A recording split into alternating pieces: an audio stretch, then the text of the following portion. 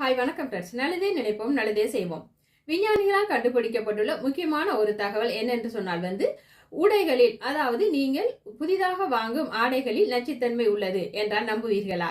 நம்பத்தான் வேண்டும். காரணம் இப்படியான ஒரு ஆராய்ச்சியை அவர்கள் செய்துள்ளார்கள். அதில் என்னென்ன நச்சுத்தன்மை அடங்கியுள்ளது, எவ்வாறு அந்த உடைகள் குழந்தைகளை பாதிக்கின்றது என்று கண்டுபிடித்துள்ளார்கள்.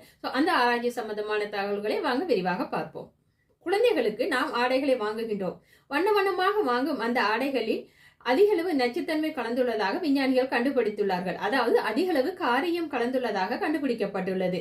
அந்த வண்ண வண்ணமான ஆடைகளில் எவ்வாறு காரியம் கலந்துள்ளது, அது எவ்வாறு குழந்தைகளை பாதிக்கின்றது என்றால், ஆடைகளை உற்பத்தி செய்யும் உற்பத்தி நிறுவனங்கள் தங்களது உற்பத்தி செலவை குறைப்பதற்காக மலிவான அசிட்டேட் என்ற சாயங்களை பயன்படுத்துகின்றார்கள்.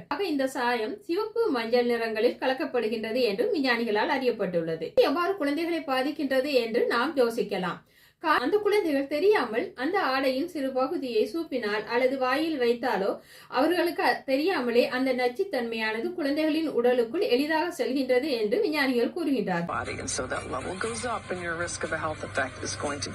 மூலம் நிபுணர்கள் கூற வருவது என்னவென்றால், நச்சுத்தன்மை இல்லாத ஆடைகள், அதாவது சில ஆடை நிறுவனங்கள் அனுமதி பெற்ற சர்டிபிகேட்ஸ் வைத்துள்ளார்கள். அந்த மாதிரி நிறுவனங்களில் ஆடைகளை உங்களை வாங்குமாறு கூறுகின்றார்கள். இதன் காரணமாக குழந்தைகளுக்கு அந்த நச்சுத்தன்மை பரவும் ஆபத்தை குறைக்கலாம் என்றும் கூறப்படுகின்றது.